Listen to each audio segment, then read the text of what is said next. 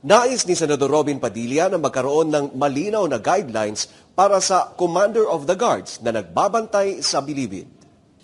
Kailangan ng mas mahigpit na patakaran para tiyaking siga ang Commander of the Guards sa New Bilibid Prison para tiyaking hindi maulit ang pagtakas ng mga persons deprived of liberty o PDL. Isa ito sa reformang iginiit ni Senator Robin Padilla sa patuloy na pagdinig ng Senado sa pagtakas ni Michael Cataroha na nagsabing wala siyang nakitang keeper sa kanyang pag-eskapo sa maximum security. Siguro, Chairman, sa susunod, dapat magkaroon sila ng guidelines na gano'n. Kung kaya ba talaga nung opisyal yung binibigay sa kanyang posisyon. Kasi parang doon nang galing eh. Parang doon nang galing yung ano. Hindi ko po kayo sinisisi, ma'am, ha? Wala pong sisihan dito, tapos na po yung sisihan eh. Kasi nangyari na. Dapat ngayon na lang po siguro para in aid of legislation, kaming dalawa ni Senator Tolentino, itong idol ko, pagdating po sa batas talaga, walang nakakalusot dito eh.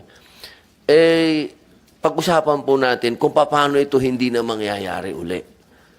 Yan ang naging suwestyon ni Padilla matapos marinig ang salaysay ni Correction Senior Inspector Purificacion Hari na halos maiyak ng ikwento ang kanyang karanasan sa pagbabantay sa mga preso. Nung nag-assume po ako as OIC po ng maximum, Kailan po yon?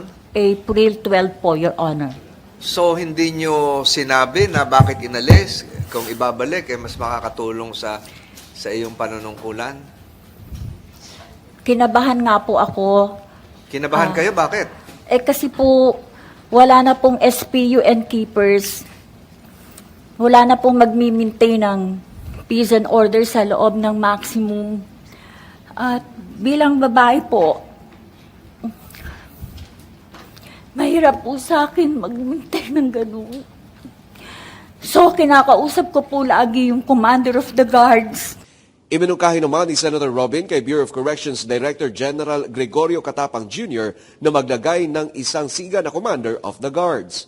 Ayon kay Hari, kulang ang tauhan niya nang naging pinuno siya ng mga gwardya. Dahil dito, anya, kahit mga babae ay kailangan maging escort ng PDL. Dagdag ni Hari, nagulat siya nang ginawa siyang Commander of the Guards. Dahil dito, humanga naman si Padilla kay Hari dahil may command responsibility siya at di gumawa ng palusot. Samantala muli namang iginiit ni Padilla ang pagrespeto sa karapatan ng mga bilanggo na naayon sa Nelson Mandela Rules ng United Nations.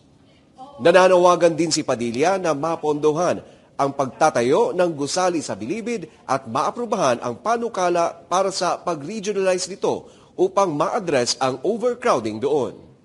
Mula dito sa Senado, para sa Diyos at Pilipinas kung mahal, Troy Gomez nag-uulat, SMNI News.